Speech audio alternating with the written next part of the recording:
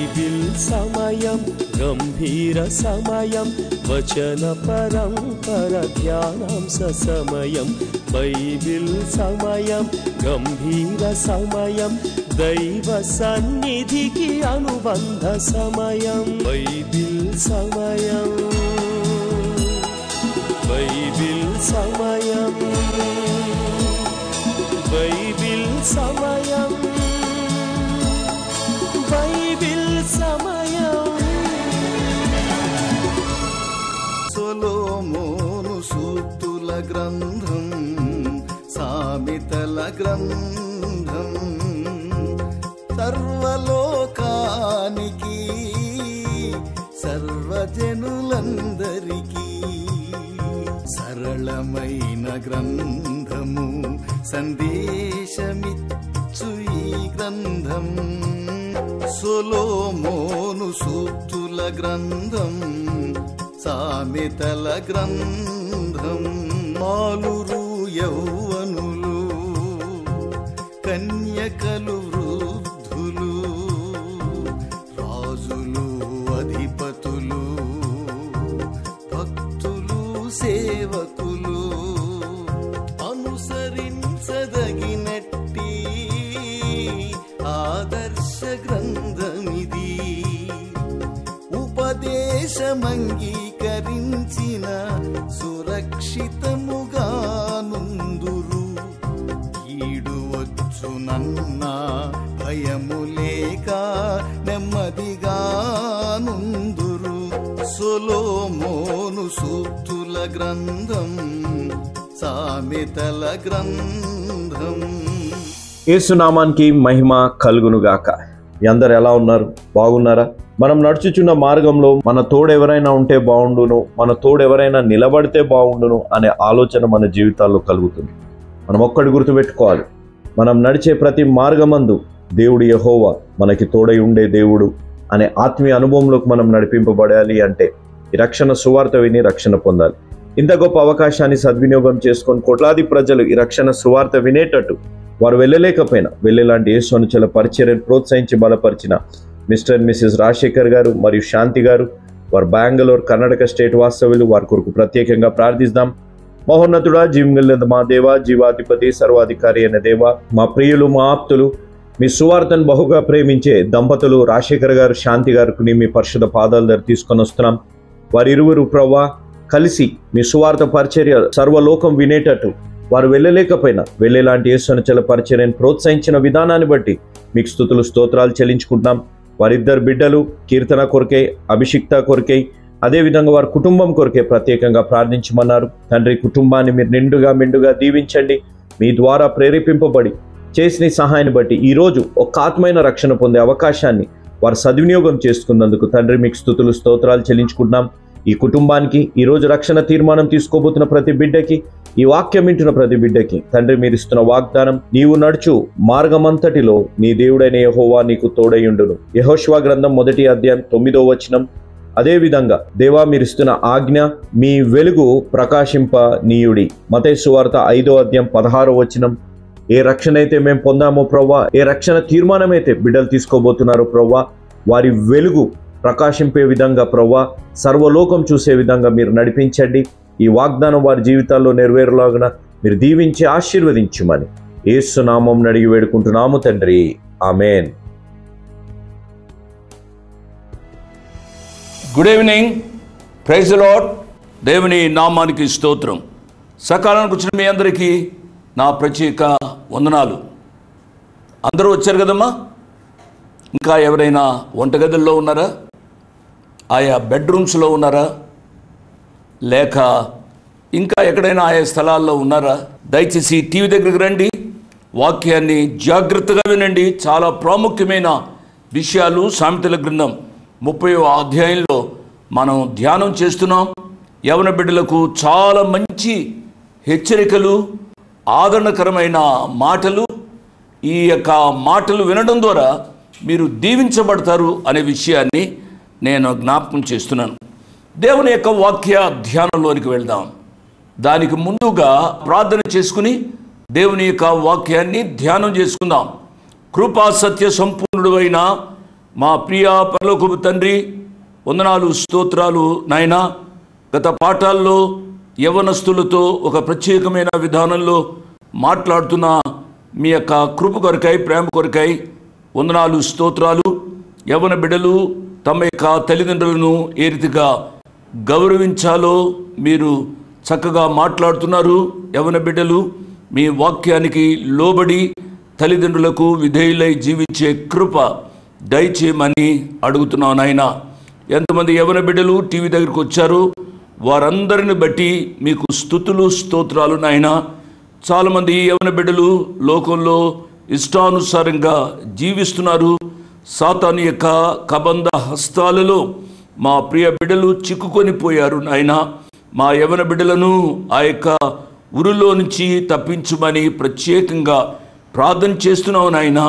నాయనా, అనారోగ్యంగా ఉన్నప్పటికీ మీ వాక్యాన్ని ప్రేమించి టీవీ దగ్గరికి ఎవరు వచ్చారో వారందరిని బట్టి మీకు స్తుతులు, స్తోత్రాలు నాయనా.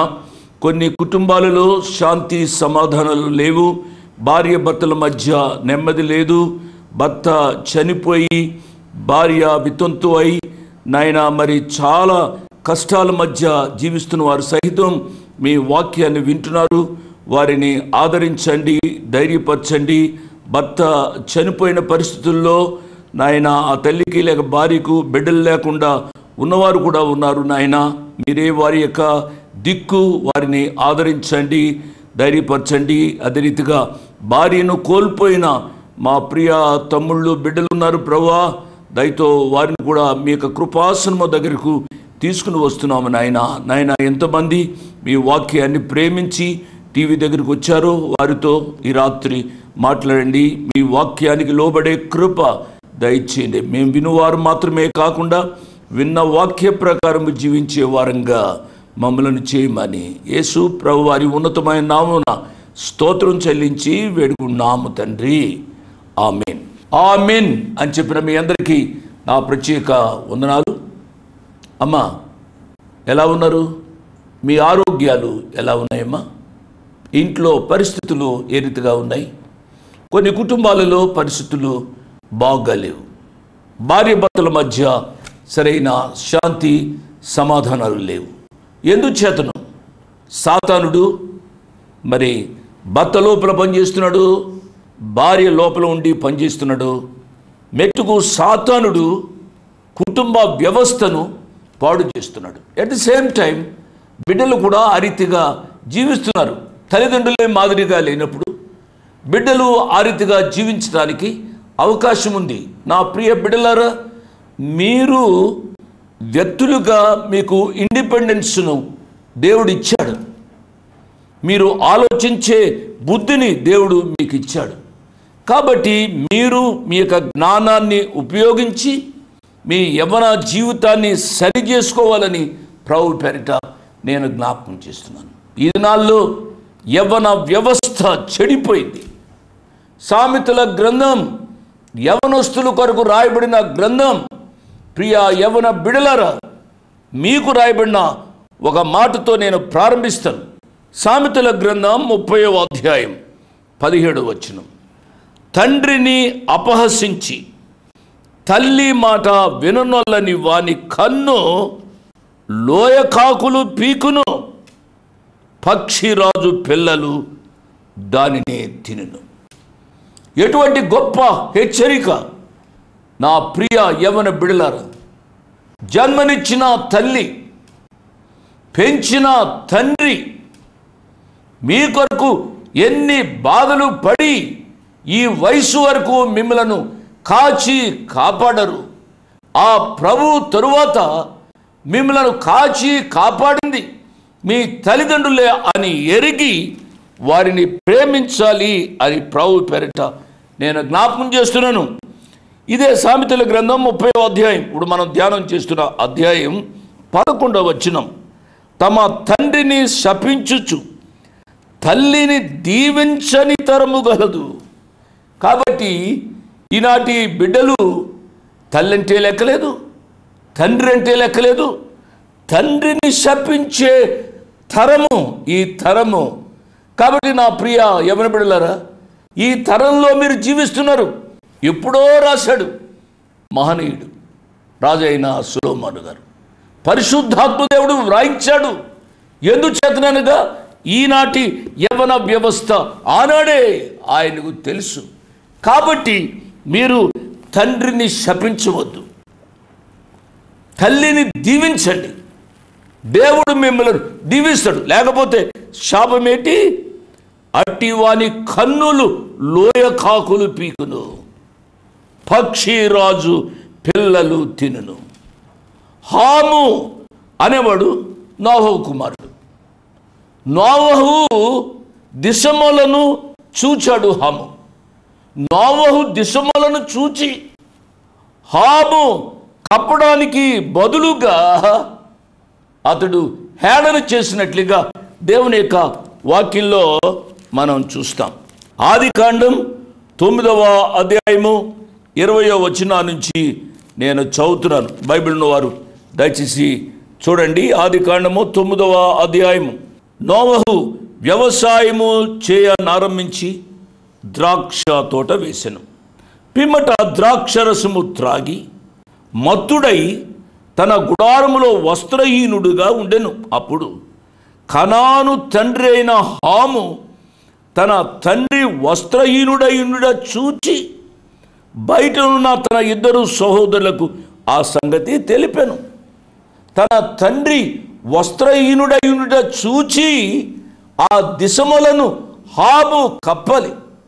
హాము కప్పడానికి బదులుగా వాళ్ళకి సహోదరులకి దగ్గరికి వెళ్ళి వాళ్ళ సహోదరులకు చెప్పాడు. అప్పుడు ఏమి జరిగింది? అప్పుడు షేమును యాపెతును వస్త్రం ఒకటి తీసుకొని తమ ఇద్దరి భుజముల మీద వేసుకుని వెనుకకు నడిచి వెళ్ళి తమ తండ్రి దిశములను కపిరి. నా ప్రియులరా, కాబట్టి హాము యొక్క వంశావళికి వచ్చిన పరిస్థితి ఏమిటి అనగా, కనాను శపించబడిన వాడి తన సహోదరులకు దాసుడగును. కాబట్టి నా ప్రియులరా, తండ్రి యొక్క కోపాగ్నికి కారణమయ్యాడు. ఎందుచేతనగా తన తండ్రిని అపహసించిన వాడు. అట్టివానికి రావాల్సిన శాపం ఎంత ఘోరంగా ఉందో మీరు ఆలోచించాలి. కాబట్టి నా ప్రియ యవ్వన బిడ్డలారా, తల్లిని తండ్రిని గౌరవించండి. వారి చెప్పిన మాటలకు లోబడండి. ఎన్నడూ ఎదిరించవద్దు. ఎదిరించడం మీకు ఆశీర్వాదకరం కాదు అనే విషయాన్ని జ్ఞాపకం చేస్తున్నాను. మంచిది. 18, 19 వచనాలు. నా బుద్ధికి మించినవి 3 కలవు, నేను గ్రహింపలేనివి 4 గలవు. అవివనగా అంతరిక్షమున పక్షిరాజు జాడ, బండ మీద సర్పము జాడ, నడు సముద్రమున వాడనడుచు జాడ, కన్యకతో పురుషుని జాడ. ఈ 4 విషయాలు నేను కొద్దిగా జ్ఞాపకం చేస్తాను.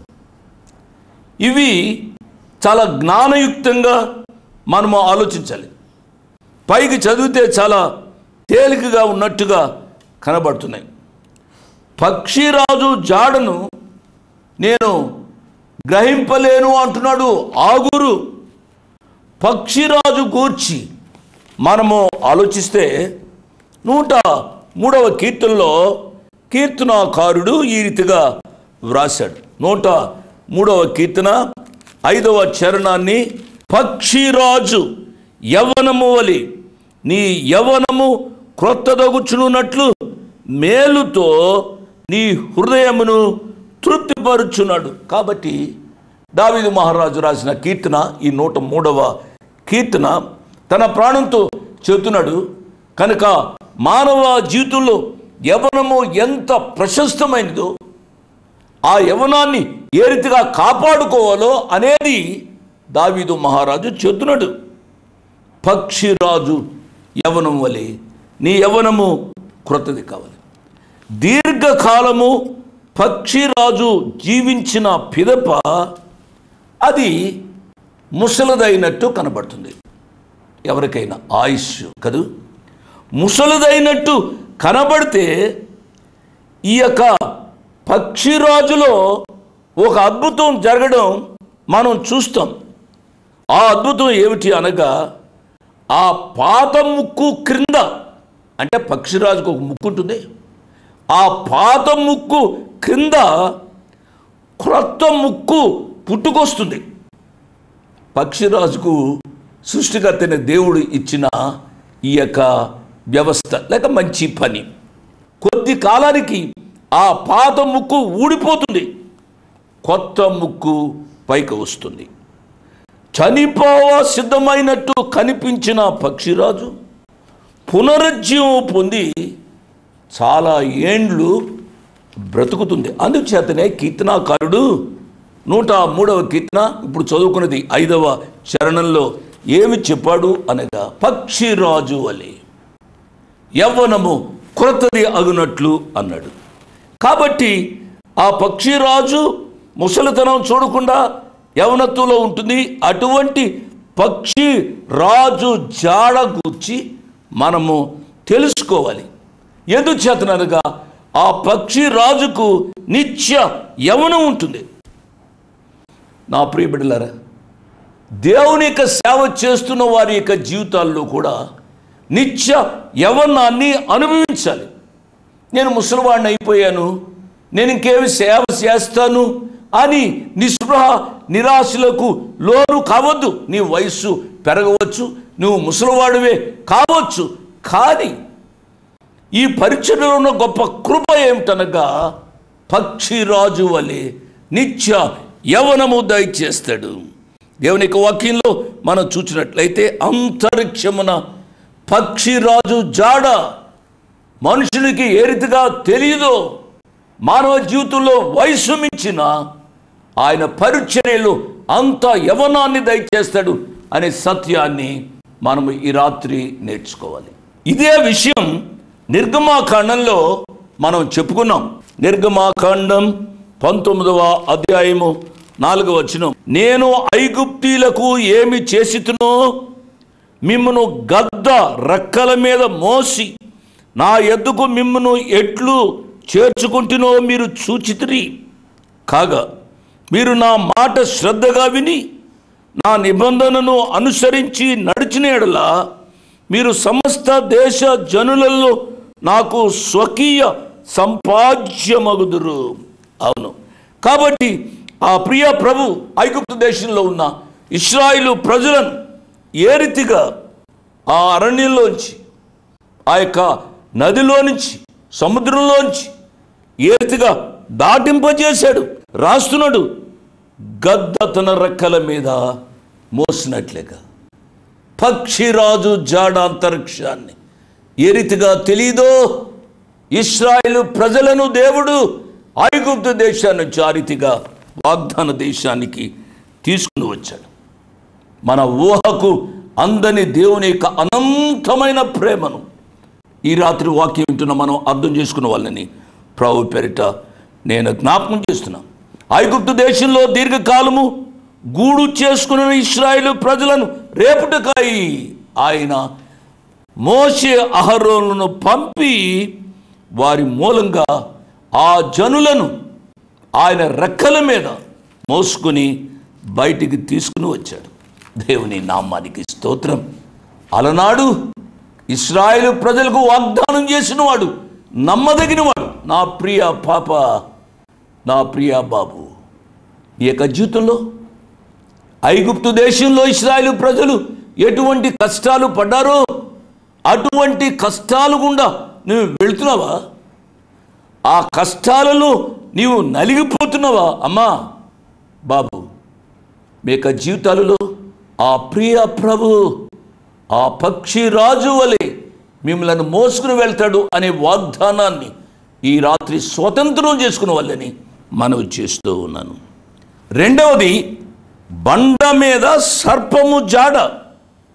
ఆ బండ క్రీస్తే అని పౌలు గారు కొరింథీయులకు రాసిన పత్రికలో రాశారు.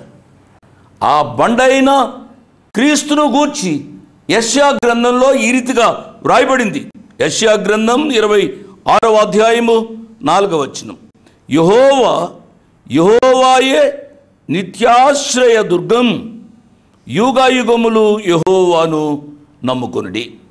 ఇక్కడ బండను గురించి ఎక్కడ రాయబడిందండి అని మీరు అడగవచ్చు. యెహోవాయే నిత్యాశ్రయ దుర్గము అని రాయబడింది, కానీ బండను గూర్చి ఎక్కడ రాయబడింది అని అడిగితే అదే మాట ఇంగ్లీష్ బైబిల్లో ఈ రీతిగా ఉంది. యెషయా గ్రంథం 26వ అధ్యాయము 4వ వచనంలో ఈ రీతిగా ఉంది. Trust in the lord for ever, the lord is the rock eternal. Rock అనే మాటకు తెలుగులో బండ అని అర్థం. కాబట్టి ఆ బండ క్రీస్తు. అదే యెషయా గ్రంథం 32వ అధ్యాయాన్ని కూడా మీరు చదవండి. ఈ రెండు ఇంగ్లీష్ వచనాలలో రాక్ అనే మాట రాయబడింది. రాక్ అనగా బండ అనే విషయాన్ని మీరు అర్థం చేసుకున్న వాళ్ళని ప్రభు పేరిట నేను జ్ఞాపకం చేస్తున్నాను. ఆ బండ మీద సర్పము జాడ. సర్పం ఎవరు? సాతానుడు. సాతానుడు ఆది మానవులను అంటే ఆదాము అవ్వలను సర్పరూపంలో వచ్చి శోధించాడు. ఆనాటి నుండి ఈనాటి వరకు సాతానుడు బండైన క్రీస్తు మీద విరోధముగా పనిచేస్తూనే ఉన్నాడు. ఆ సాతానుని ఓడించడానికి దేవుడు శరీరాన్ని ధరించాడు. దేవుడు శరీరాన్ని ధరించి యేసు ప్రభువారిగా ఈ లోకానికి వచ్చాడు. ఆయన యొక్క మరణము, ఆయన యొక్క పునరుద్ధానము నా ప్రియులరా సాతానుణ్ణి ఓడింపజేసింది అనే విషయాన్ని నేను జ్ఞాపకం చేస్తున్నాను. సాతానుణ్ణి నిరాయుధునిగా చేసి పట్టి వేడుకకు కనబర్చాడు. కొలస్సీయులకు రాసిన పత్రిక 2వ అధ్యాయంలో ఈ రీతిగా ఉంది. కొలస్సీయులకు రాసిన పత్రిక పౌలు గారు 2వ అధ్యాయము 13వ వచనాన్ని చూస్తే, మరియు అపరాధముల వలను శరీరమందు సున్నతి పొందక ఉండుట వలను మీరు మృతులయుండగా దేవుడు వ్రాత రూపకమైన ఆజ్ఞల వలన మన మీద రుణముగాను మనకు విరోధముగాను ఉండిన పత్రమును మేకులతో సిలువకు కొట్టి దాని మీద వ్రాతను తుడిచివేసి మనకు అడ్డము లేకుండా దానిని ఎత్తివేసి మన అపరాధములన్నిటినీ క్షమించి ఆయనతో కూడా మిమ్మను జీవింపజేశాను. ఆయన ప్రధానులను అధికారులను నిరాయుధులుగా చేసి, దేవుని నామానికి స్తోత్రం, సిలువ చేత జయోత్సవముతో వారిని పట్టి తెచ్చి బాహటముగా వేడుకకు కనబర్చాను. ఆ సాతానుని ఆ ప్రియ ప్రభు నశింపజేశాడు. హెబ్రీయులకు రాసిన పత్రికలో చూసినట్లయితే ఈ మాట మనం చూస్తాం. హెబ్రీయులకు రాసిన పత్రిక 2వ అధ్యాయము 14-15 వచనాల్లో ఈ రీతిగా రాయబడింది. కాబట్టి ఆ పిల్లలు రక్తమాంసములు గలవారైనందున ఆ ప్రకారమే మరణము యొక్క బలము గలవారిని అనగా అపవాదిని మరణము ద్వారా నశింపచేయుటకును జీవితకాలమంతయు మరణ భయము చేత దాస్యమునకు లోబడిన వారిని విడిపించుటకును ఆయన కూడా రక్తమాంసములలో పాలివాడాయను. కాబట్టి ప్రియులరా, ఆ సాతానుడు ఓడింపబడ్డాడు అని చెప్పి సాతాను మీద మనము విజయము ప్రకటించాలి, కానీ సాతాను చేతులు ఓడింపబడిన వారిగా జీవించవద్దు అని ప్రభు పేరిట నేను జ్ఞాపకం చేస్తున్నాను. యేసు ప్రభు వారి యొక్క రాకడ గురించి మనం ఎదురు చూస్తున్నాం. ఆయన రెండవసారి వచ్చినప్పుడు ఆ సర్పమును అనగా సాతానుని 1000 ఏండ్ల వరకు బంధించి పాతాళములో పడవేస్తాడు. అటు తరువాత ఆ సర్పమును అగ్ని గంధకములతో మండు గుండములో ఆయన పడవేస్తాడు. పిల్లరా, ఈ సత్యాన్ని ప్రకటన గ్రంథ ధ్యానాల్లో మనం ధ్యానం చేశాం. ప్రకటన గ్రంథం 20వ అధ్యాయము 2వ వచనం, ప్రకటన గ్రంథం 20వ అధ్యాయము 10వ వచనం దయచేసి మీరు చూడండి. యేసుక్రీస్తు అనే బండ మీద మన కాలును మోపి సర్పము అనే సాతానుణ్ణి ఓడిద్దాం, జయశీలుగా జీవిద్దాం. అట్టి జయ జీవితమును వాక్యం విన్న ప్రతి బిడ్డకు పరిశుద్ధాత్మదేవుడే అనుగ్రహించునుగాక. దేవుడు మిమ్మల్ని నిండారుగా దీవించునుగాక. ఆమేన్. Praise the lord. ఏంటి బ్రదర్, ఏదో పెద్ద బుక్ పట్టుకున్నారే అని చెప్పి మీరు ఆశ్చర్యపోయి ఉండొచ్చు. ఇది ఒక సిస్టర్ గారు తన స్వహస్తాలతోని రాసిన బైబిల్.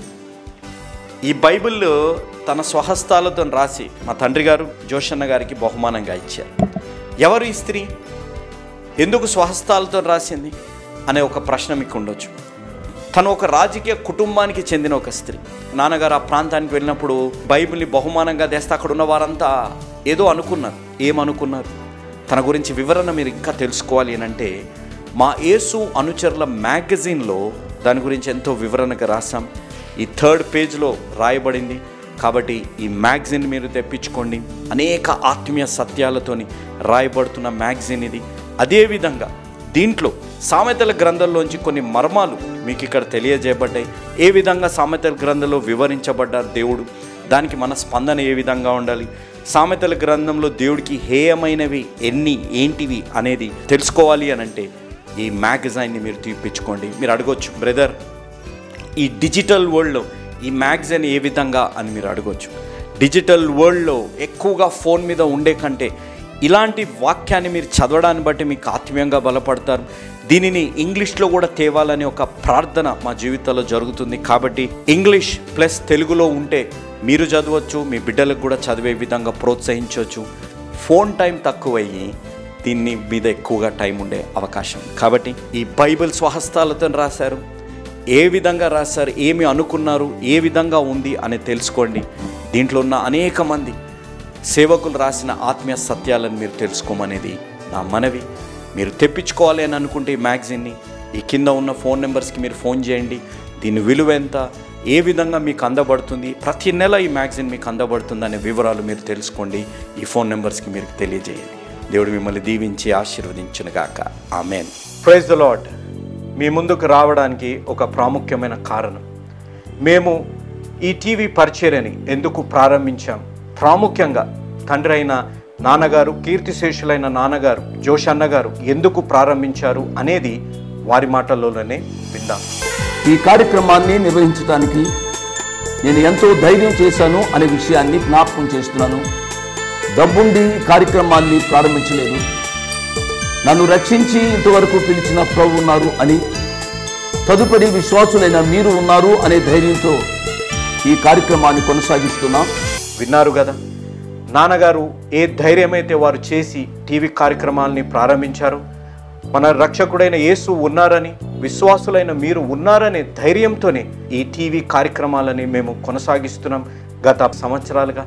ఇక ముందు కూడా మేము కొనసాగించాలి అని అంటే మీలో విశ్వాసులైన మీరు, ప్రేరేపింపబడ్డవారు మీరు, వచనం వెంబడి వచ్చిన ధ్యానాలు జోషన్న గారివి, పాయింట్ వైజ్ ధ్యానాలు జాన్ స్పర్జన్ గారివి, హీరోస్ ఆఫ్ ది బైబిల్ అనే సిరీస్ ధ్యానాలు భక్త్ సింగ్ నావి కొనసాగేటట్టు మీరు ప్రేరేపింపబడితే, మీరు సహాయం చేసి మీరు నేరుగా నాతోని మాట్లాడవచ్చు.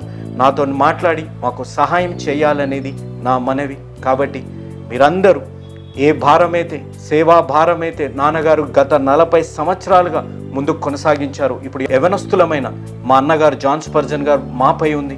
కాబట్టి మీరు కూడా ఏ విధంగా నాన్నగారిని అయితే ప్రోత్సహించారు, నాన్నగారిని ఆదరించారు, మమ్మల్ని కూడా ఆ విధంగానే ప్రోత్సహించి ఆదరిస్తారని నమ్ముచు సెలవు తీసుకుంటున్నాను. దేవుడు మిమ్మల్ని దీవించి ఆశీర్వదించునుగాక. ఆమేన్.